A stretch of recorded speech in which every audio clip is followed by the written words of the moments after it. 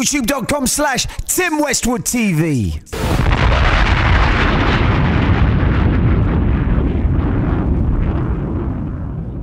I mean, what beefs do you think you've won and what beefs did you lose? If you ask Jay-Z what beefs did he lose at this point, he's not going to say any of them. Correct. Because of the position he's in right now, right? So tell me which ones I lost.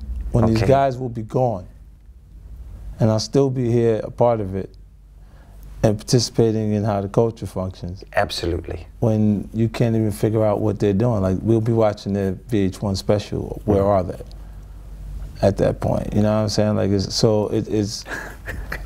It's nicely put. So, Jar, you won.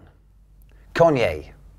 The Kanye, well, you can look at the numbers to that and say that he won that competition. Yeah. But what we were doing was creating a correct. Yeah. Something competitive else. Energy that. Yes. Yeah. We could. That wasn't even. That was bigger. Yes. That was bigger marketing. than. That was bigger than that. Yeah. It's like if you're saying, when we sit there on the cover of Rolling Stones, neither one of us would have been back on the cover at that point. Yes. Because we both previously did the covers of Rolling Stones. So it's given us the ability to market this project to the highest ability. Yes, absolutely. Okay. If you look at Def Jam, it was the only company in the Universal Music Group that had a higher than 60% decrease in sales every week because they used to send CDs to weighted accounts. Oh, absolutely. To get the number up for the first week. Every release was #1.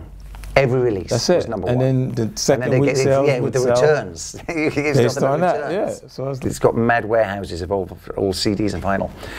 You and Game. That is not... That's not over. You know, I look at... This kid is... Well, I don't have any feelings towards him. Ever get back? What? Reunion? Or no, never? No. He was there. We worked together for 5 days. Dre worked together. I just gave him his album.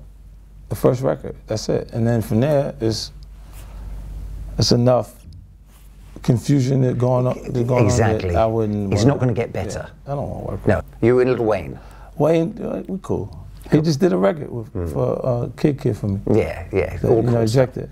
And when they went through his thing with Baby, I don't think that they even have problems anymore. What, Wayne and Baby? Yeah. That would be the best news ever, man. I don't think that you don't want them to have problems, man. No, when you got a father-son relationship, heartbreaking. Not good for hip hop, man. You do not it's want still that. It's still one of those things where, like, they asked me, I think it was MTV, like, how do you feel about this, Wayne and Jen? I'm like, man, don't say nothing about that shit. Like, I stopped everybody from there from saying anything because, like, when you have that type of father and son thing, it's you can forgive each other for real, and not forgive everyone who had that opinion on the outskirts. Exactly. You know what I'm saying? Yes, exactly. And that was, you know, one of those things that I was like, nah, you don't fuck with that. Yeah, allow that, man. You don't want to see that. Yeah. What about you and Rick Ross? That is desperation at the points that you hear things from him at this point. You know, because if you're looking for someone, it ain't that hard to find me. You know, I'm around. And I'm not used to having an altercation with law enforcement. I'm just not used to saying I'm going to do something to a correctional officer or to a police officer or anyone who's been under oath that's going to say with no problem everything that you've said and everything that's happened immediately after. Like, you know this person is sworn in to tell, you know, like, it's not like, oh, you want to be surprised after he tells everything? Because of what? Because of the line that he said in the song? Yeah. Do you think it's that crazy? Huh? You think it's that crazy? I don't think he's crazy. I don't even care. No, but the situation is that crazy like that. No, it's a correctional officer. It's a correctional officer that is rapping like a drug dealer. It shows you that's the point in our culture that you can identify with you actually being who you say you are doesn't matter. That's the point where if it sounds good, they're fine with it for a short period of time. You can tell it over it now. But they went for it. There's nothing there. You know what I'm saying? Like, gunplay, we had little run-in with gunplay. I mean, that's a street dude. Who, gunplay? Well, you can ask him how that one went. Okay. All right. All right, then. Moving on. The vodka. Yeah, Effen.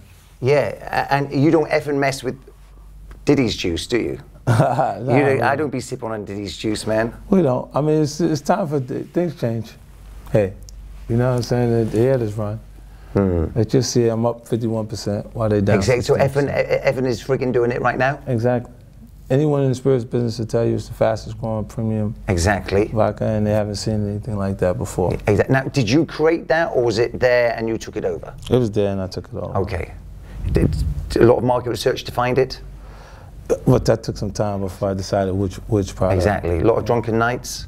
A lot of responsible drinking. Good for you, family. I respect that, man. Because you as a character's always been like pretty sober, never getting high much, you know what I mean? Little focused. Respected that, man. Yeah, you know. You want to stay in a space where you on point and, you know. Yeah. You do want to enjoy yourself occasionally. Yes, yes. You know, so, you know, like everything's good in moderation. Yeah, and handle business. Chris Lighty, unbelievable. Yeah, that was even a part of the Fat Joe thing. Like that was how we got back, actually spoke to each other. We worked, first time we was in the same room together was the tribute to Chris. Because he was a big part of Chris. With Joe, yes. Joe's career early on, and we had that, and all of those situations. Like Chris was kind of cool with everybody. That I was having a for that New York deep industry. Yeah, like, Chris was the man. Yeah, forever. So it was like, you know, it's an interesting thing with Chris. I don't even know what to say about that. Yeah, unbelievable. That was some, just like still don't believe it. Yeah, personally speaking. Yeah, it was out of nowhere for me. Yeah, out of nowhere, and made no sense. Zero sense, because when they would say that there was some sort of financial strain, it wasn't. Like at that point, there was no. It wasn't. And they said he was depressed. I don't believe that for one moment. I mean, we all got issues. Do you know what I mean? Yeah. And not to that extent. I don't think to that far. Yeah, to that far. Yeah. Which is because other people would have known. Yeah, or been concerned about it in a different way. Yeah. Yeah, made no sense. New album, Street King Immortal, fam. Going in again. Yeah. Doing it for fun, doing it for the love. Yeah, I'm doing it because, you know, I still love the music. You know what I'm saying? Because I've been out moving around the Effen Vodka tour too. I've been on premise on a lot of nightclub stuff. And it's been a long time since I've been in the club because music was so big from the very beginning that it took me out of nightclubs because they couldn't pay me to be in venues that was that small. Yes. And sent me to sheds and different sheds to stadiums. Yeah. So now, like being back in the nightclub environment, you can see what people are moving to. This song right here is working in this market. Yes. This song is different. It feels different here. And see what other records are moving and working. Yeah. And just how organically you see the response to the material until it turns into something that if it's handled properly, it becomes a hit record. Yeah. You know, and just being there, it changed even my perception. I wrote a piece recently, the Kanye tape, and I did that because I just was writing from the perspective of the character, like the mentality. Yes, absolutely, because you're deep into that character. Yeah, that's you. I wrote that, and that'll come out like in a few weeks. Yeah, that mixtape's gonna whip. Yeah, it'll be good. Keep it for real, man. And then I get back to, you know, I could come with the material that I lined up for. And congratulations on Power, because that is no Black Glee like Empire. Do you know what I'm saying? Yeah. Do you know what I mean? That's you, baby. That was a good That's look. You. I made comparisons between apples and oranges.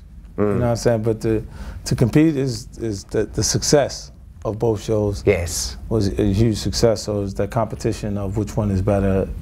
They're not even on at the same time. Yeah, exactly. At the same time. Yeah. But I'll always say, let me create a competition because at that point it gives me additional energy to work. Yes, it gives you energy. Yeah, that competitive energy. I start to. Yeah. And the street's always been for Power. The street has always been there. Because it's raw. It's more like I get a chance to make 10 films. Exactly. Like 10 R-rated films. Yes. Versus them, you know, making 18 rinky-dink joints. Yeah, for real, man. Family, always good to see you, man. Sometimes I miss you when you come through, man. So I'm happy to see you, family. Happy to see you, man. It's good. It's good to be back around.